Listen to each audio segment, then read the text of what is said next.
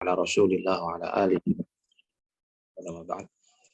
Pertama, saya ucapkan terima kasih pada pemakala yang sudah menyampaikan materi dan memimpin diskusinya.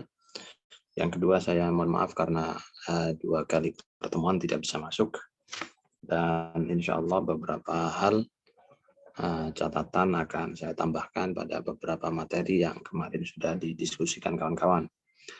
Saya mulai yang pertama dari apa yang tadi sudah didiskusikan mengenai muhsinat ma'nawiyah, keindahan maknawi dari struktur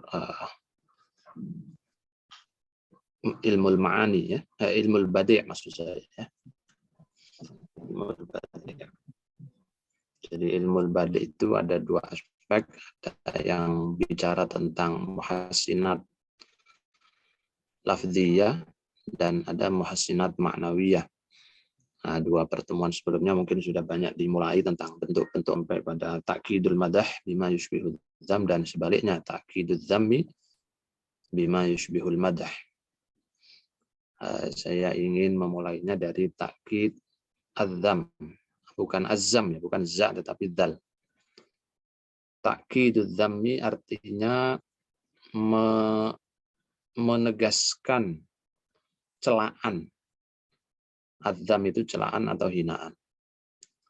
Menegaskan adzam, celaan atau hinaan, bima yushbihul madah, dengan ungkapan yang mengesankan adanya pujian. Jadi sebenarnya substansinya adalah ta'kidul dzam, menegaskan celaan. Jadi pingin mencela dengan celaan yang sesungguhnya. Tapi redaksinya itu dipahami setidaknya oleh sementara pendengar atau pembaca bahwa redaksinya itu, terutama redaksi yang bagian frase kedua itu diduga memberikan pujian. Padahal sebenarnya frase yang kedua itu justru menegaskan celaan. Ya, jadi justru ingin menegaskan hinaannya, celaannya, bukan ingin memberikan pujian. Makanya disebut dengan ta'kiduz zammi bima yushbihul madah, ya. Dengan sesuatu yang menyerupai, ya, menyerupai. Kalau menyerupai itu berarti tidak sesungguhnya, ya. Kenapa disebut bima yushbihul madah? Padahal isinya adalah ta'kiduz dzam, isinya adalah benar-benar ingin menegaskan isi celaannya, hinaannya. Kenapa kok disebut bima yushbihul madah? Karena redaksinya itu biasanya menggunakan huruf istisna atau pengecualian. Ya. Misalnya begini, tadi diungkapkan ya oleh peneliti dan pemakala, misal apa tadi ya? Saya lupa. Tapi misalnya kita katakan begini, fulanun fasikun. Kita ngomong fulan fasik. Si fulan itu fasik. Ini celaan kan ya? Nah, lalu celaan ini kita ingin menegaskannya lagi. Kita ingin mentaukidkannya lagi. Mentakkidnya lagi. Ingin menegaskan celaan itu. Nah, maka kita hadirkan frase yang kedua. Kita lanjutkan kalimatnya. Misalnya dengan ungkapan illa annahu jahilun. Illa annahu jahilun. Nah, frase illa annahu jahilun itu seakan-akan, ya, seakan-akan mengungkapkan apa? Mengungkapkan tentang pujian. Padahal sebenarnya dia tidak sedang memuji. Tapi justru ingin menegaskan hinaannya kepada si fulan tadi. Loh Pak, kenapa kok dikesankan memuji? Karena ada huruf ilah itu.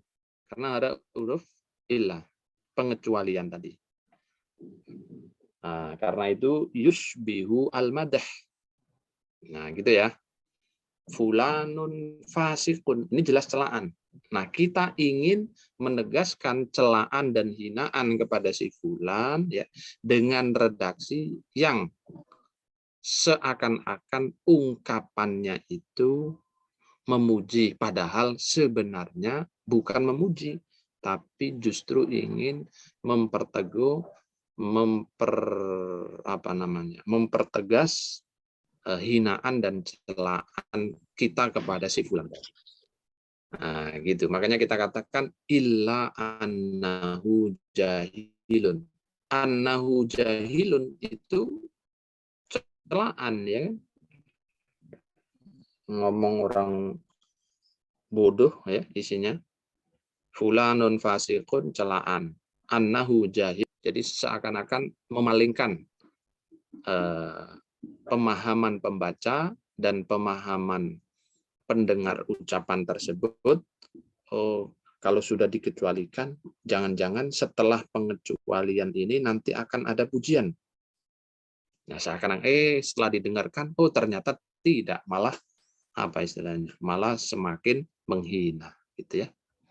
Fulanun fasikun. Harusnya kan gini ya, illa annahu misalnya apa? Karimun. Dia fasik, tapi dia penderma. Nah, kan begitu ya. Tapi ternyata isinya bukan itu, isinya justru apa? Menegaskan celaan. Apa isinya? Illa annahu jahilun. Dia fasik, ya. Illa annahu jahilun. Kecuali dia juga bodoh. Jadi ungkapan frase illa annahu jahilun itu adalah taukid. Itu justru menegaskan terhadap apa? Terhadap celaan kepada si fulan. Nah, oke. Kemudian contoh yang lain ya.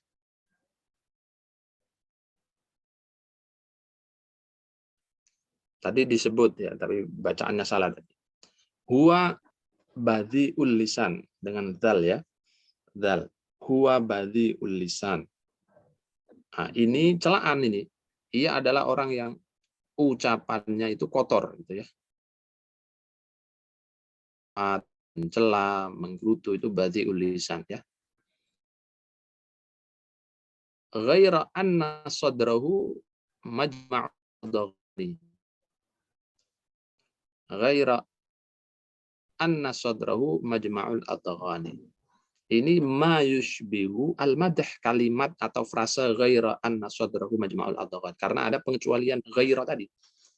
Padahal kalau kita lihat, oh ternyata bukan pengecualian yang bermakna madah.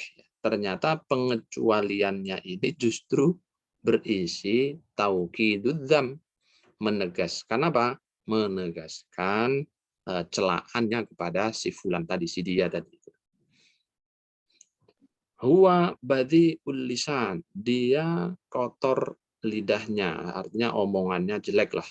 Ini lalu ditaukid lagi, ghaira anna sadrahu majma'ul adghan, hanya saja dadanya tempat berkumpulnya kedengkian. Itu kan penegasan atas frase yang pertama. Jadi inilah yang dimaksud dengan uslub ta'kidud dzam bima yushbihu al-madah. Dalam Al-Qur'an bagaimana contohnya? Misalnya qauluhu ta'ala, fala saddaqa wala shalla walakin kadzdzaba wa tawalla. Fala saddaqa, maka ya, mereka ini kaum kafir ya, tidak mau membenarkan Al-Quran, juga tidak mau membenarkan Nabi Muhammad. Fala saddaqa. Wala shalla, juga tidak mau mengerjakan sholat. Ini celaan terhadap orang-orang yang menentang dakwahnya Rasul, ya, orang kafir Quraisy terutama ya. Dicela, fala saddaqa wala shalla. Mereka itu tidak membenarkan wahyu, tidak membenarkan Muhammad sebagai Rasul Allah. Ya. Terus walakin, ya, walakin. Seharusnya kalau ada pengecualian, isinya kan hal-hal yang positif, hal-hal yang memuji. Karena di awalnya ini, frase pertamanya itu adalah berisi tentang celaan. Harusnya kalau sudah ada walakin, ada illa, ada baida, dan seterusnya, ya, itu kata yang jatuh setelahnya kan harusnya pujian, madah. Ternyata setelah dibaca, walakin kadzdzaba wa tawalla.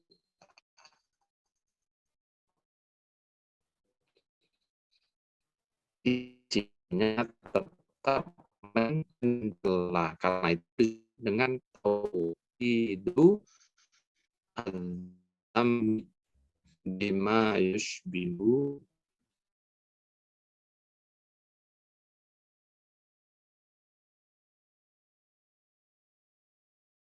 tetapi dia justru mendustakan Rasul dan berpaling dari kebenaran. Kadzdzaba wa tawalla. Jadi ini taukid, ya. Taukid. Oke, mudah-mudahan bisa dipahami. Saya lanjut ke sebaliknya sekarang. Taukidul madah. Kalau tadi taukidul dzam, sekarang taukidul madah bima yushbihudz dzam. Menegaskan, memperkuat al-madah, pujian, bima yushbihudz dzamma, ya, dengan ungkapan atau redaksi yang mengesankan adanya celaan. Jadi mengesankan saja. Hakikatnya, kontennya setelah dibaca, oh ternyata kesan itu tidak benar. Justru isinya, substansinya menegaskan apa? Menegaskan pujian. Misalnya hadis Nabi yang tadi dikutip, ya, ana afsahul arabi. Ini pujian, ya. Kalimat pujian, Nabi memuji dirinya sendiri. Saya ini orang Arab yang paling fasih. Nah, lalu baida. Kalau ada baida itu kan berarti ada pengecualian kan di sini. Baida, lakin, ghaira, illa tadi, ya. Ada pujian. Saya ini orang Arab yang paling fasih. Hanya saja. Nah, kalau ada hanya saja, harusnya kan dzam, ya, setelah kata hanya saja. Nah, harusnya adalah celaan. Tapi setelah kita baca, ternyata bukan celaan. Ternyata isinya justru taukid terhadap pujian. Apa isinya? Baida anni min Quraisyin. Hanya saja aku ini orang Quraisy. Nah, berarti kalimat atau frase baida anni min Quraisyin itu ta'kidul madah bima yushbihud dzambi. Nah, oke, sekarang saya masuk ke ayat Al-Qur'an. Misalnya dalam Al-Waqi'ah, qauluhu ta'ala, la yasma'una fiha lagwaw wa la ta'thima. Perhatikan ayat berikutnya, illa apa? Qilan salaman salama. La yasma'una fiha lagwan wa la ta'thima. Ini pujian. Uslub madah, pujian. Mereka para ahli surga itu la yasma'una fiha, tidak mendengarkan di dalamnya lagwan, kata-kata yang tidak ada gunanya, main-main belakang, enggak ada. Wala ta'thima, juga perkataan yang menimbulkan dosa. Tidak ada mereka mendengar kata-kata seperti itu. Nah, ini kan pujian saking nikmatnya surga. Illa, ya, ada illa. Harusnya kan setelah illa itu kan apa?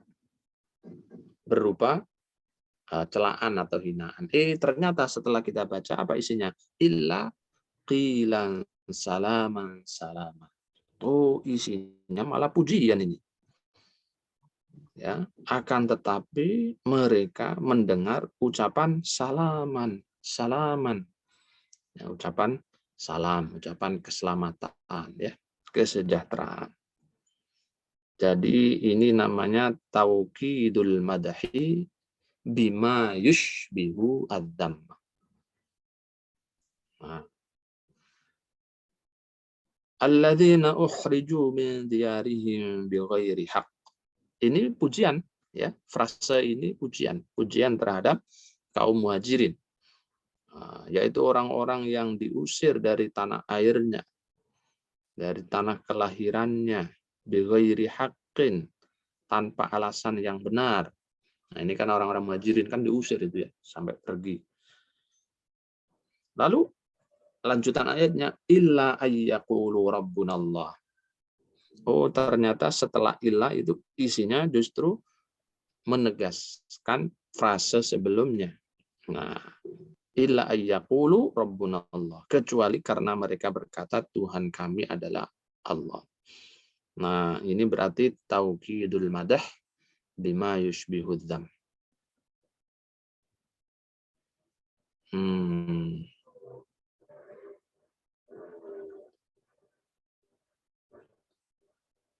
Oke, itu contoh apa tadi, takkid al-madah ya. Nanti Anda baca-baca lagi di dalam Al-Qur'an. Kemudian tadi ada mubalaghah. Kalau mubalaghah dalam ilmu balaghah itu tidak sama dengan mubalaghah dalam bahasa Arab ya, dalam ilmu nahwu, shorof. Ya, kalau kita pernah belajar sighat mubalaghah ketika belajar shorof atau nahwu ya. Misalnya yaitu kata-kata yang mengikuti wazan apa? Fa'il, fa'ul, ya itu. Rahim. Itu mubalaghah. Terus apa lagi? Jahul. Ya. Jahilun itu bodoh, tapi kalau jahul itu mubalaghah ya. Itu hiperbolis. Ini dalam ilmu apa? Ilmu shorof ya, ilmu nahwu shorof. Fa'il, fa'al, ghaffar ya, ikut wazan fa'al itu mubalaghah dalam ilmu nahwu shorof. Apalagi fa'ilun, fatinun, fatinun ya, fatinun itu mubalaghah. Nah, dari kata fatinun, fatinun ikut wazan fa'ilun, itu mubalaghah dalam ilmu nahwu shorof. Tapi dalam ilmu balaghah enggak itu ya yang dimaksud. Maknanya tetap hiperbola ya. Hiperbola itu artinya ya ungkapan yang apa ya, melebih-lebihkan gitu ya. Melebih-lebihkan, tidak sesuai dengan apa ya, faktanya barangkali. Jadi kalau dalam bahasa Indonesia itu dikenal dengan hiperbolis ya. Bahasa-bahasa hiperbola ya. Jadi ini termasuk bahasa majas juga sebenarnya, majas hiperbola ya.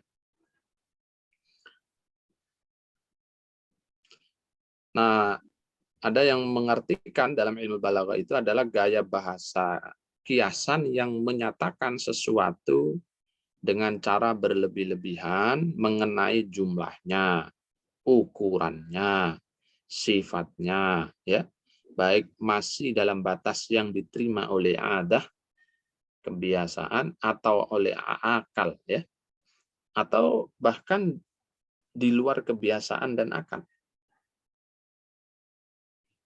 Nah, itu namanya mubalaghah dalam ilmu balaghah atau ilmul badi'.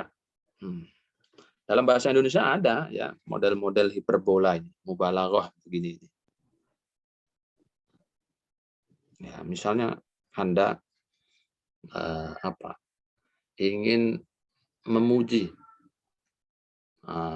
seseorang gitu ya, yang setelah membantu Anda membuat makalah atau membuat slide gitu. Nah, karena Anda tidak kontribusi apa-apa, tapi sudah terima jadi saja dan memang isinya bagus itu, lalu Anda mengatakan gini, wow, sempurna sekali, tak ada kekurangan satu apapun dalam slide ini. Ini hiperbola ini ya, ini termasuk mubalaghah sebenarnya. Masa tak ada kekurangan satu apapun? Ya pasti ada kurangnya. Tapi kenapa tetap diungkapkan itu? Ini sebagai apa namanya? Ya ekspresi kekaguman dan rasa terima kasih gitu ya. Nah, itu biasa kita ungkapkan begitu. Pertanyaan yang luar biasa. Nah, itu mubalaghah itu ya. Nah, tapi ya membuat orang yang mendengarnya kan senang ya. Orang yang mendengarkannya senang.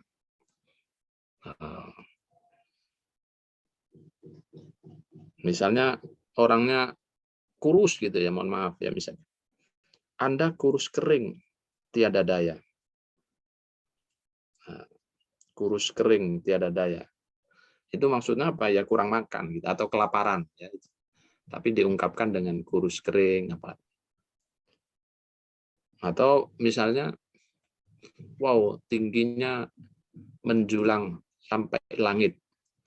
Ya, itu kan mubalaghah namanya. Padahal ya kalau diukur nggak sampai langit. Langit kan tinggi sekali ya, paling berapa meter, 2 meter atau nggak sampai 2 meter ya. Tapi saking tingginya lalu Anda ungkapkan wow, tingginya setinggi apa namanya? Wow, setinggi langit gitu ya. Dan seterusnya.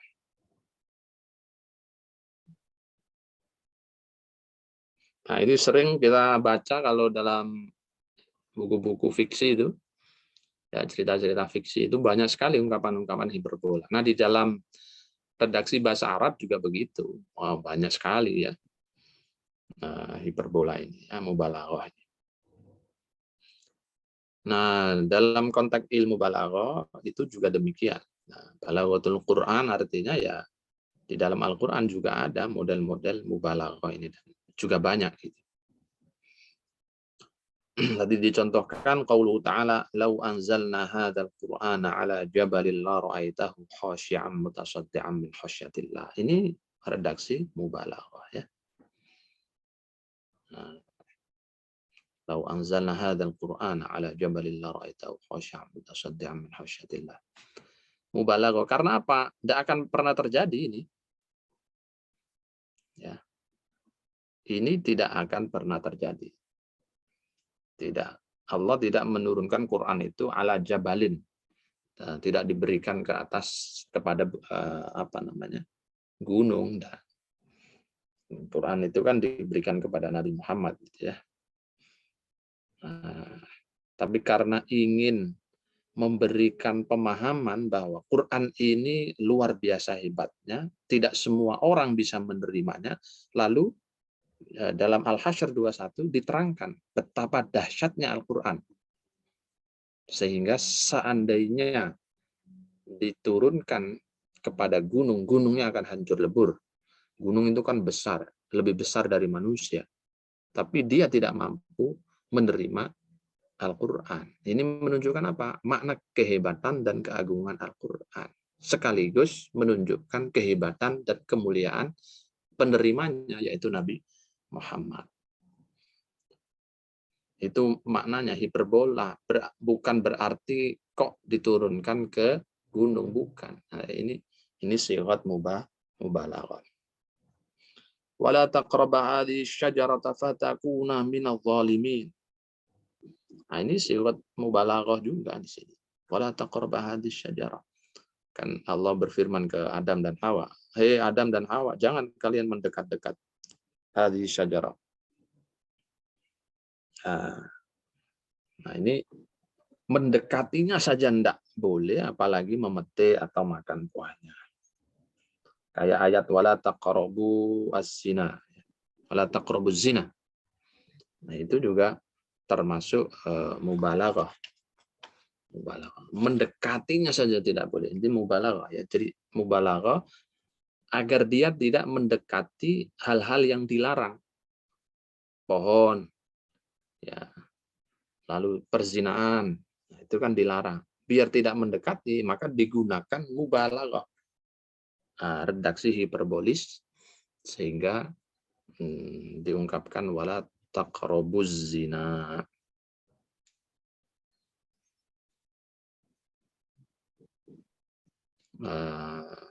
Dalam ayat yang lain juga ya diterangkan ya. Misalnya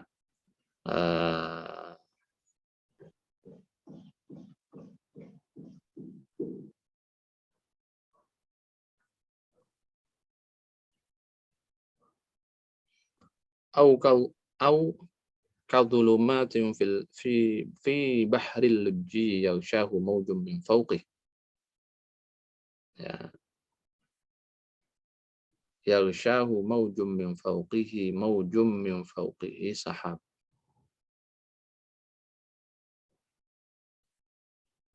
Dhulumatun ba'duha fawqa ba'd. Idza akhraja yadahu lam yakad yaraha. Ini juga termasuk sighat mubalaghah. Maujun min fawqihi, mauj. Mubalaghah ya. Dhulumatun ba'duha fawqa ba'din. Mubalaghah juga itu ya. Mubalaghah. Dhulumatun ba'duha fawqa ba'din. Ka'annaha kawkabun durriyu yuqadu min syajaratin mubarakatin zaitunatin la syarqiyyati wala gharbiyah. Ya, ka'annaha kawkabun durriyu. Seakan-akan bintang yang bercahaya seperti mutiara. Kaukabun durriyu yuqadu min syajaratin mubarakah. Nah, ini juga mubalaghah. Ya, sighat mubalaghah. Artinya ya redaksi-redaksi yang menggunakan kiasan-kiasan yang secara berlebih-lebihan ya. Itu namanya mubalaghah dalam ilmu badiah. Dhulumatum ba'duha fawqa ba'din. Ini kan berlebih-lebihan ya. Kegelapan di atas gelap yang bertindih-tindih. Fawqa ba'din. Nah, ini mubalaghah namanya. Baik bisa diterima oleh akal dan adat, diterima oleh akal saja, tidak diterima oleh adat, atau bahkan tidak bisa diterima oleh dua-duanya. Yaitu itu semuanya masuk dalam mubalaghah minal muhassinat al-ma'nawiyah pada ilmu al-badi'ah. Baik, karena kemarin saya tidak masuk ya, saya tambah beberapa materi yang kemarin mungkin sudah didiskusikan, hanya sebagai pengingat saja. Ya. Pertama, tauriyah mungkin sudah dibahas ya, tauriyah ya. Tauriyah itu arti gampangannya menyembunyikan. Namanya tauriyah. Ya, yang disembunyikan apa? Yang disembunyikan adalah maksud atau makna yang diinginkan oleh al-mutakallim. Ya. Yang diinginkan oleh al-mutakallim. Jadi memang bahasa Arab itu unik ya. Satu kata itu bisa memiliki lapis-lapis makna. Jadi karena itu ada makna qorib. Makna qorib itu makna yang dekat. Tapi ada juga makna ba'id. Makna ba'id itu ya makna jauh gitu.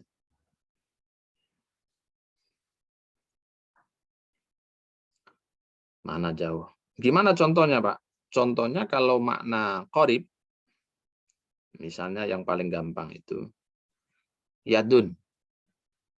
Yadun makna qoribnya, makna dekatnya apa? Tangan. Jadi makna qorib itu makna yang kalau lafadznya diungkapkan itu langsung bisa ditangkap oleh pendengar atau pembaca. Tidak usah mikir-mikir. Al-ma'na al-mutabadir fi dhihni itu namanya makna qorib. Yadun, enggak usah mikir. Orang semua akan paham yadun itu tangan, itu namanya makna qorib. Tapi ada makna ba'idnya, makna turunan, makna jauhnya.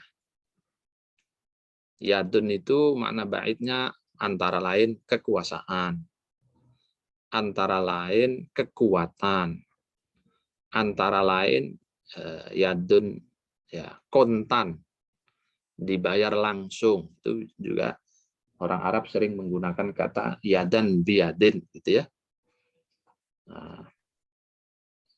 Dan lain-lain. Nah, ketika ada ayat ataupun hadis ataupun ungkapan apapun itu ya, karena ini konteksnya ayat Al-Qur'an, kita sedang balaghah Al-Qur'an. Misalnya ayat.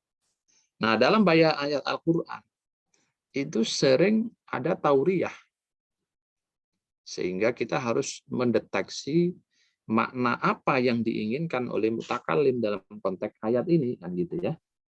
Maka dibutuhkan pengetahuan mengenai antara lain uslub, gaya bahasa, letak kata dan kalimat, ungkapan dalam ayat itu seperti apa.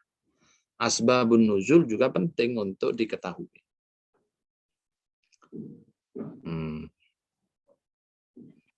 Nah, contohnya misalnya ya, qauluhu ta'ala wa huwa alladzi yatawaffakum bil-laili wa ya'lamu ma jarahtum bin-nahar. Yatawaffakum itu kalau makna mutabadir atau makna qaribnya, makna dekatnya, itu ya al-maut, mati. Nah, tetapi yang dimaksud di dalam ayat ini yatawaffakum itu bukan mati, tetapi ternyata menidurkan. Ya, walaupun ya, menidurkan. Dialah zat ya, Allah maksudnya alladzi yatawaffakum bil-lail. Kenapa Pak kok dimaknai yatawaffakum bil-lail? Karena kenapa yatawaffakum itu makna yang dimaksud adalah makna baidnya, yaitu tidur, menidurkan. Karena ada kata bil-laili. Nah, jadi siaknya harus dilihat ini rangkaian kata dan kalimatnya di sini seperti apa. Makanya tafsirnya atau terjemahannya diartikan menidurkan, dan dialah Allah yang menidurkan kamu bil-laili di malam hari.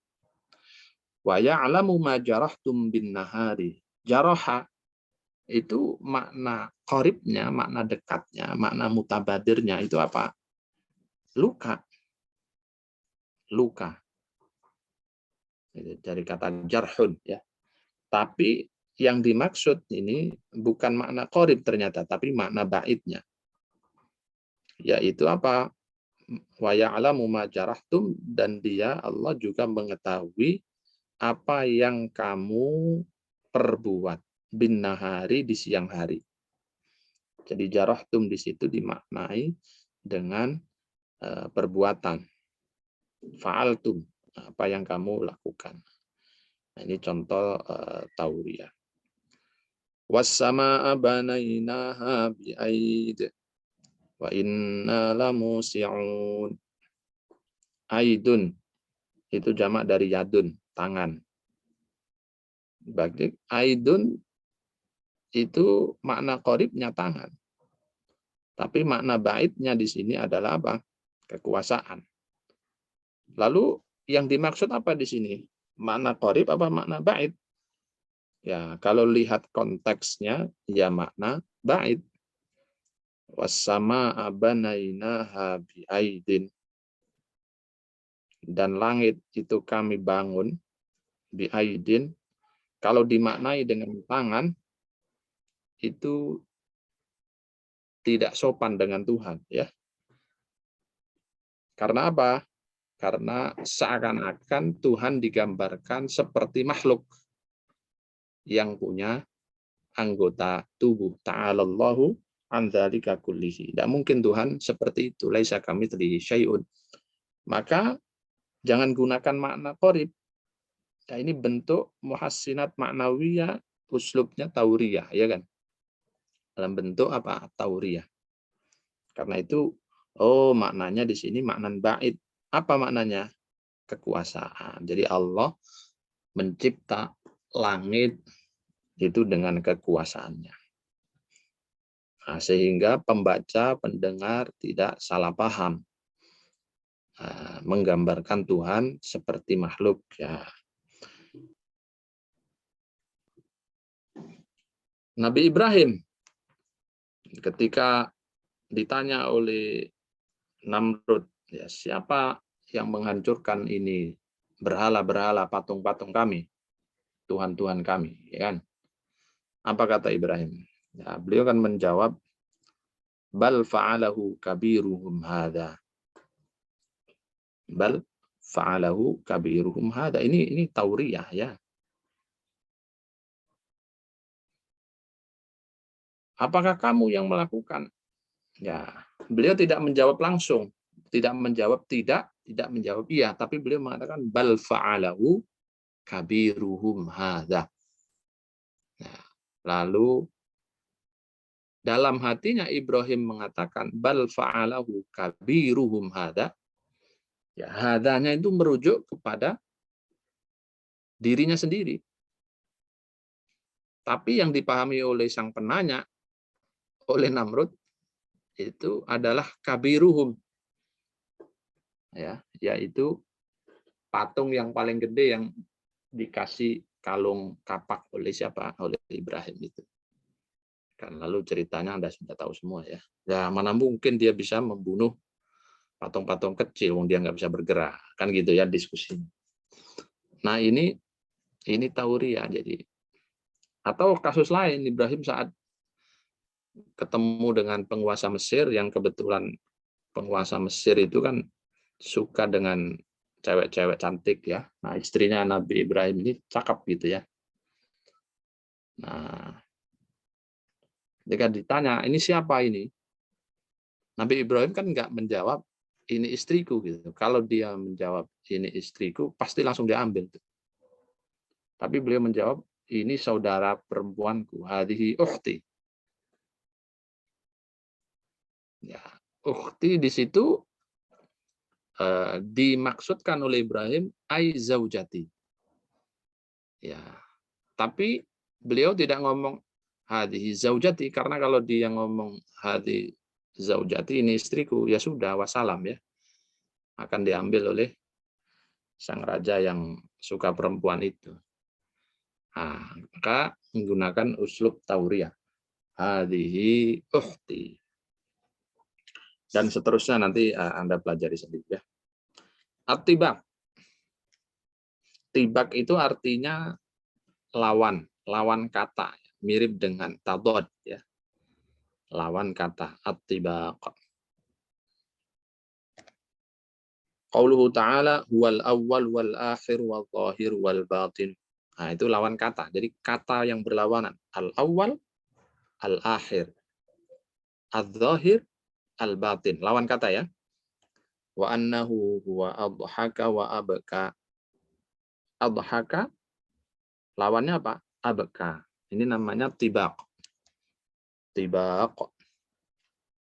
Nah, terus mana tadi? Ittabi'u ma unzila ilaikum min rabbikum wa la tattabi'u min dunihi awliya. Ini juga ada tibaknya. Mana tibaknya? Ittabi'u. Kemudian lawannya la tattabi'u. Nah, tapi ini tibaknya tibak negatif. Tibak salbi namanya. Tibak salbi. Salb itu, salbun itu negatif ya. Kalimatnya negatif.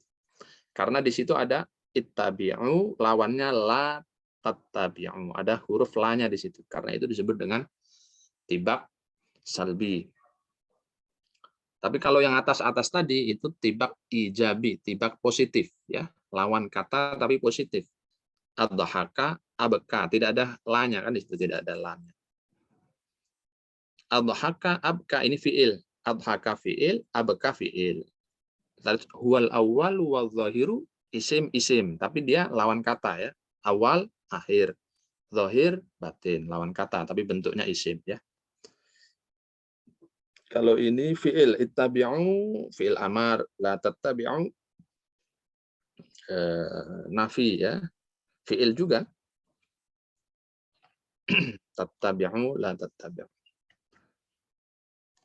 Walahunna mithlul ladzi 'alaihinna bil ma'ruf walirrijali 'alaihinna darajah. Ini huruf.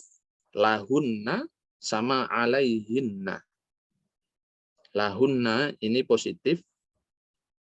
'Alaihinna ya kewajiban artinya ya.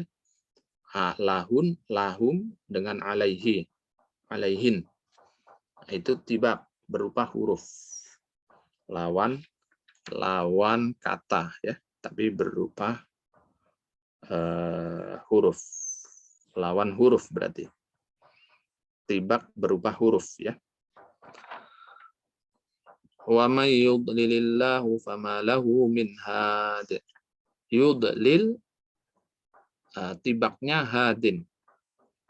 Ya, lawan katanya hadin. Tapi ini lawan yang berbeda. Yudlilnya pakai fi'il, hadinnya pakai isim. Nah, gabungan berarti campuran ya. Awaman kana maitau fa ahyainahu. Ini tibak juga ya, tibak. Maitan pakai masdar, ahyainahu pakai fi'il. Campuran ya. Isim, fi'il, isim masdar sama fi'il, fi'il. Qul hal yastawil ladina ya'lamun wal ladina la ya'lamun. Nah, ini tibak salbi namanya, ya'lamun dengan la ya'lamun. Nah, ada lanya di situ berarti tibak salbi ya.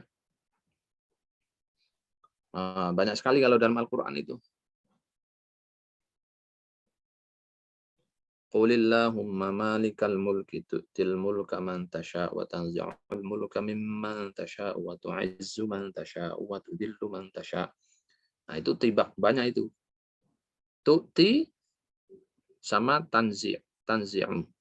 Ya, tibak fi'il ini, fi'il fi'il. Tu'izzu fi'il, tibaknya tudillu, lawannya tudillu. Sama-sama fi'il. Lillahi ma fis samawati wa ma fil ardi. As-samawat dengan al-ardi isim. Hanya beda. Yang samawat ini jamak, isim jamak taksir, al-ard mufrad, tapi sama-sama isim gitu ya. Fa yaghfiru liman yasha wa yu'adzibu man yasha. Yaghfiru dan yu'adzibu. Nah, itu juga tibak berupa fi'il. Wa tahsabuhum ayqadhan wa hum ruqud. Ayqadhan ya, bangun, ruqud tidur.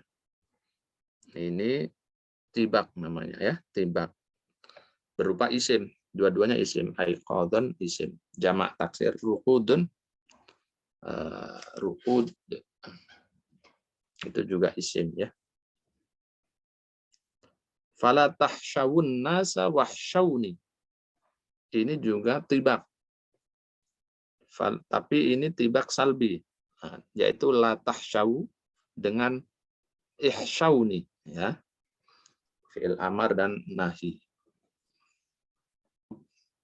Oke, cukuplah itu contohnya tentang tibak. Lalu apa lagi yang kemarin dibahas? Yang kemarin dibahas apa? Muqabalah dibahas nggak kemarin? Muqabalah. Nah, muqabalah dengan tibak itu mirip. Ya. Perlawanan juga. Bedanya begini. Kalau tibak itu lawan kata. Tapi kalau muqabalah itu kumpulan atau kelompok kata. Jadi lebih dari dua kata. Kelompok kata dengan kelompok kata yang lain berlawanan, itu namanya muqabalah. Kalau tibak kan satu suku kata dengan suku kata yang lain ya. Tadi sama ardun ya kan? Nahar lailun. Kemudian apa tadi? Tukti tanzi'. Nah, itu satu kata. Berarti itu tibak, lawan kata tapi satu saja. Itu namanya tibak. Tapi kalau muqabalah ini kumpulan kata-kata. Nah, berlawanan dengan kumpulan kata-kata yang lain. Qauluhu ta'ala ya'muruhum bil ma'ruf wa yanhahum 'anil munkar. Nah, ya'muruhum bil ma'ruf lawannya yanhahum 'anil munkar.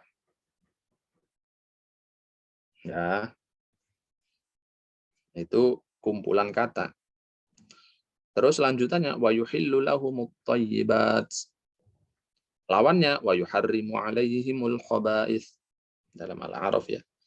Di kumpulan kata-kata berlawanan dengan kumpulan kata-kata yang lain. Kumpulan pertama bicara yuhillu lahumut thayyibat, berlawanan dengan kelompok kata yang kedua yuharrimu alaihimul khaba'ith. Wa asa an takrahu syai'aw wa huwa khairul lakum. Ya. Lalu muqabalah dengan apa? Wa asa an tuhibbu syai'aw wa huwa syarrul lakum. Jadi antakrohu syai'aw wa huwa khairul lakum, muqabalahnya lawannya apa? Antuhibbu syai'aw wa huwa syarrul lakum. Wa iyam saskallahu bidurrin fala kashifa lahu illa hu wa yuridika bi khairin fala radda li fadlih. Mana itu? Bidurrin fala kashifa lahu. Muqabalahnya mana? Bi khairin fala radda li fadlih. Ya, bidurrin bi khairin.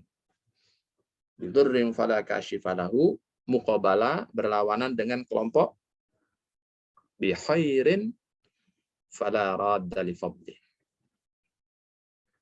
Fa in asabahu khairun itma'anna bih wa in asabathu fitnatun inqalaba ala wajhihi khasirad dunya wal akhirah. Mana mahal syahidnya? Yang pertama adalah khairun itma'anna berlawanan dengan fitnatun inqalaba ala wajhihi. Wa ma atakumur rasulu fakhudhuh. Berlawanan atau muqabalah dengan apa? Wa ma nahakum anhu fantahu. Nah, itu muqabalah. Muqabalah.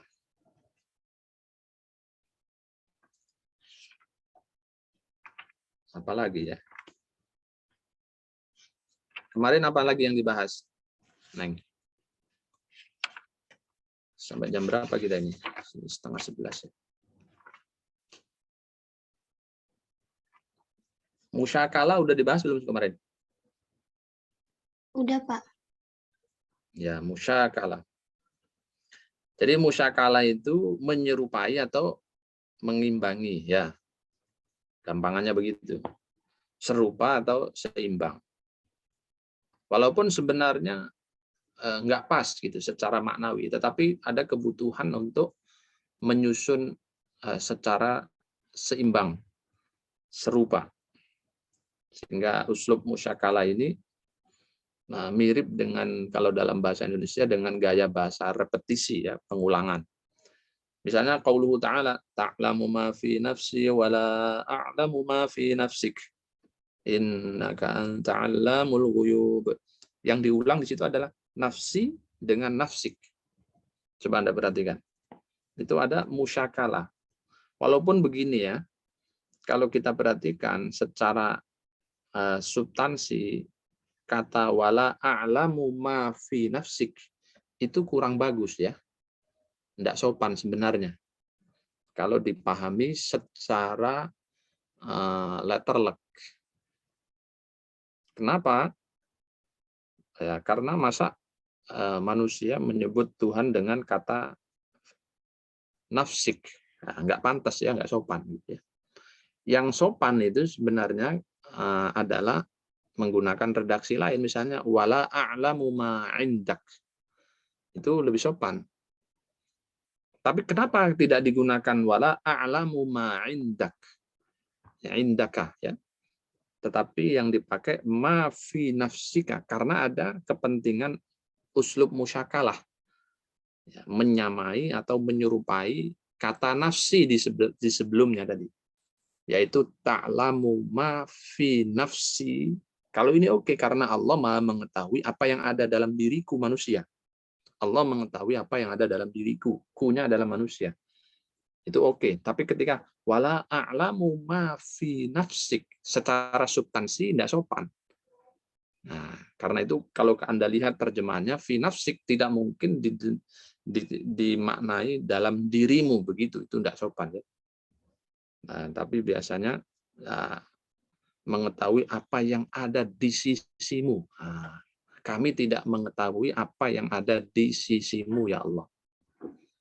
Kenapa Pak kok ketemu tafsir terjemahan di sisimu? Karena ini demi kesopanan. Asli maknanya begitu. Ya. Tapi redaksinya diungkapkan dengan redaksi musyakalah biar indah. Makanya bukan diganti ya, diucapkan dengan ma fi nafsika, bukan ma fi indaka. Walaupun maknanya harus ma fi indaka. Ya, enggak boleh Anda tafsir ma fi nafsika. Nah, gitu ya. Wa makaru wa makarallah. Ya, ini juga ada kepentingan musyakalah di sini. Wa makaru, dan orang-orang kafir itu membuat tipu daya. Maka wa makarallah, dan Allah, ya, tidak boleh wa makarallah dan Allah berbuat tipu daya. Tidak boleh, karena Allah nggak punya sifat tipu daya. Terjemahan Anda nggak boleh begitu. Ya, terjemahannya apa? Allah membalas tipu daya mereka. Lupa kenapa terjemahannya begitu atau tafsirannya begitu? Karena ya, tidak layak bagi Allah untuk melakukan tipu daya. Allah itu maha agung, Allah itu maha mulia. Maka pemahaman yang mendegradasi kemuliaan Tuhan itu harus dijauhkan. Maka cara memahami ayat ini seperti itu. Cara memahaminya. Lalu kenapa Pak kok menggunakan redaksi wa makarallah?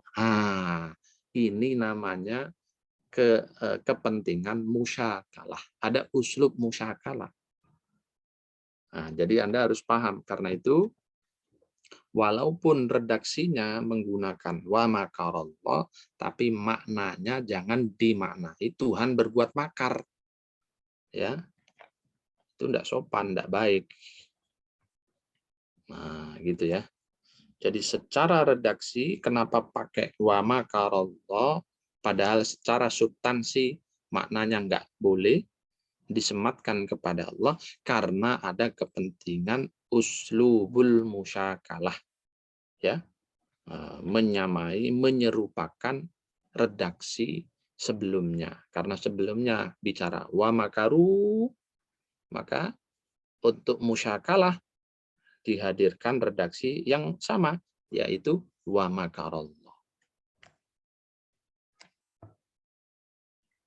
Nah, tapi maknanya apakah boleh Pak letterlek? Jangan ya, karena Anda sudah belajar ilmu musyakalah, uslub musyakalah, jangan dimaknai letterlek. Nanti kalau Anda ketemu, kasih catatan, ini wa makarallah, itu maknanya tidak boleh Allah juga berbuat makar. Enggak, tapi dimaknai dengan Allah membalas. Ya, ada redaksi yang tersimpan di dalam, ya. Allah membalas tipu daya mereka, orang-orang kafir itu. Nah, itu. Wa qilal yauma nansakum kama nasitum liqa'a yaumikum hadza. Nanti di hari kiamat itu kami melupakan kamu sebagaimana kamu telah melupakan pertemuan dengan harimu ini. Coba perhatikan. Al yauma nansakum.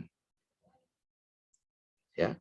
Jadi mahal sayanya kan nansakum kama nasitum. Pertanyaannya, masa Tuhan lupa? Tidak ada. Dan tidak boleh kita menyematkan sifat lupa kepada Tuhan. Tidak boleh. Tidak pernah lupa Tuhan itu. Lupa, tapi redaksinya kok nansakum. Al-yauma nansakum. Oh, ini uslubul musyakalah.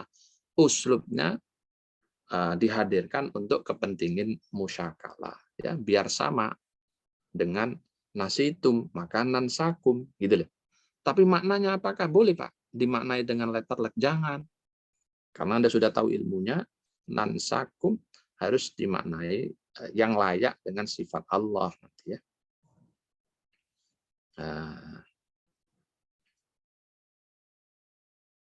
Misalnya apa? Kalau kita buka dalam tafsir, nansakum artinya ya kami tidak memperhatikan kamu.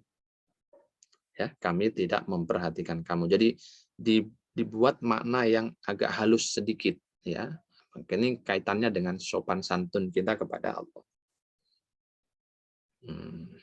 Jadi tidak sekedar apa namanya memaknai sesuai dengan lafadznya begitu saja, enggak ya, tapi disesuaikan dengan konteks redaksinya, dengan kaitannya dengan sifat Tuhan, lalu dikaitkan juga dengan ayat-ayat lain, ya.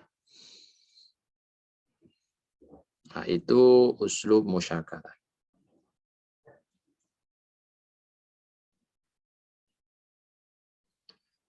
Fayasharuna minhum sakhirallahu minhum walahum adabun alim.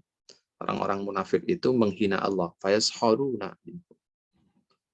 Maka sakhirallahu minhum, Allah akan membalas penghinaan mereka. Lupa kenapa diterjemahkan membalas penghinaan mereka? Karena kalau kita terjemahkan sakhirallahu minhum, Allah menghina, ya itu tidak pantas, nggak layak bagi Tuhan. Tuhan tidak pernah, tidak layak untuk disematkan sifat sebagai penghina. Itulah. Maka yang pas dikasih makna tambahan. Ini soal pemaknaannya ya. Jadi Allah membalas penghinaan mereka. Tapi redaksionalnya karena ingin ada kepentingan musyakalah tadi, uslubul musyakalah, maka tetap pakai redaksi yang sama dengan sebelumnya. Fayashuruna minhum, maka sakhirallahu minhum. Nah, dan begitu seterusnya, ya, mudah-mudahan bisa dipahami ya. Oke, apa ada pertanyaan-pertanyaan sebelum kita akhiri?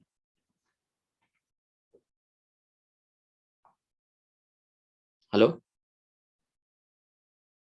Ya, Bapak. Cukup kah? Atau masih ada hal yang ditanyakan?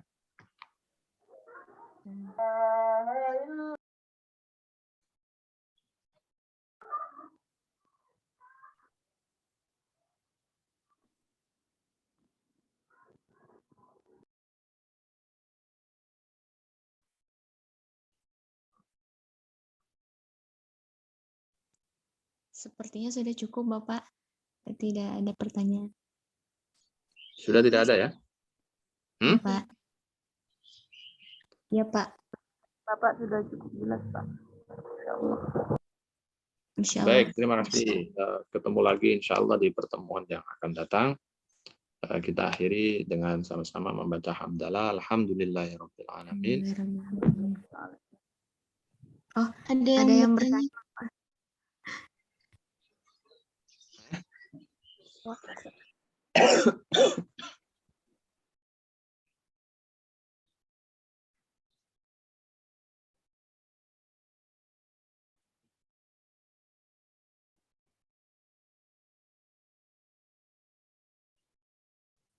Di kolom chat ada pertanyaan, Pak.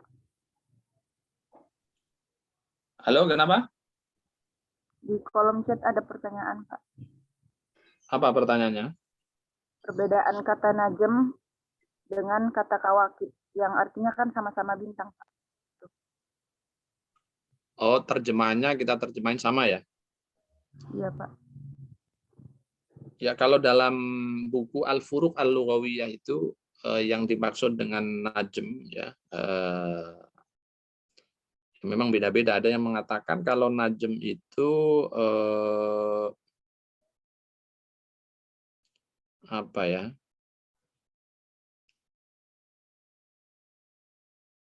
Ukurannya itu lebih kecil gitu ya. Najm. Tapi kalau Al-Kaukab, nah itu ada yang mengatakan lebih besar.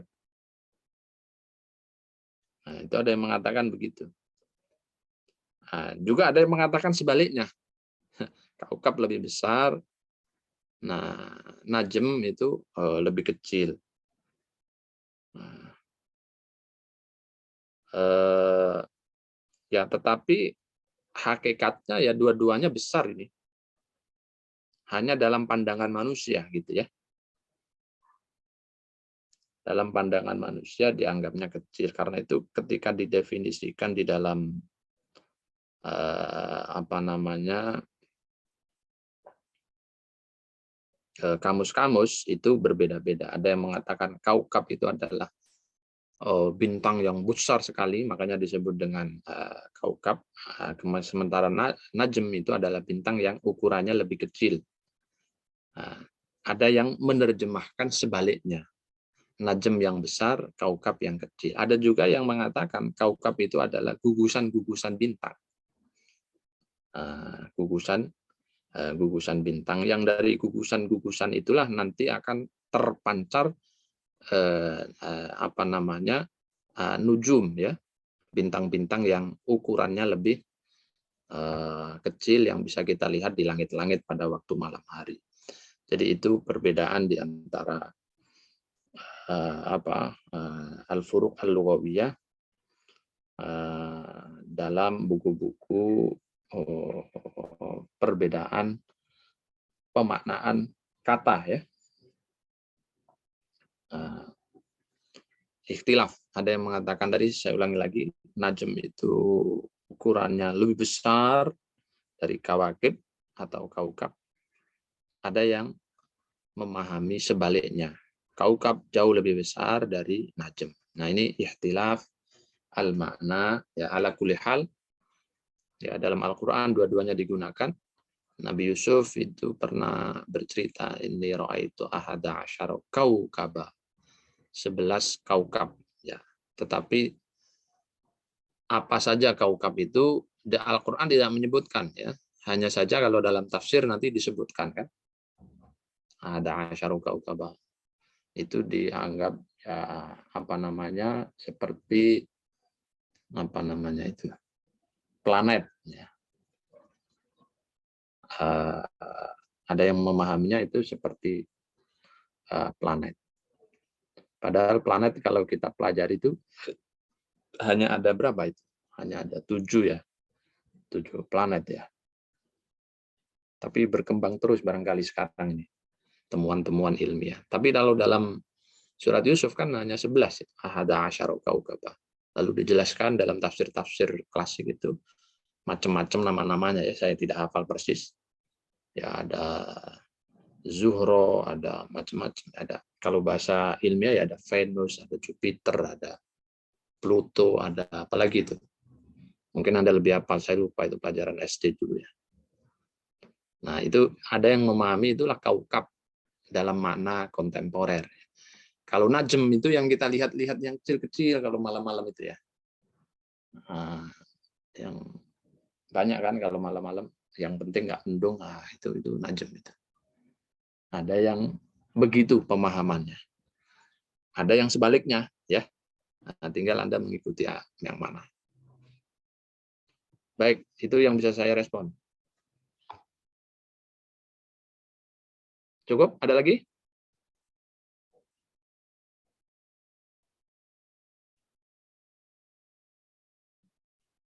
Sudah diam semua ini, cukup kayaknya ya. Cukup. Oke, baik. Baik, kita akhiri dengan hamdalah, alhamdulillahirabbil alamin, wal afu minkum, wassalamualaikum warahmatullahi wabarakatuh. Waalaikumsalam warahmatullahi wabarakatuh. Banyak Bapak. Baik, sama-sama. Saya pamit dulu. Wassalamualaikum. Waalaikumsalam.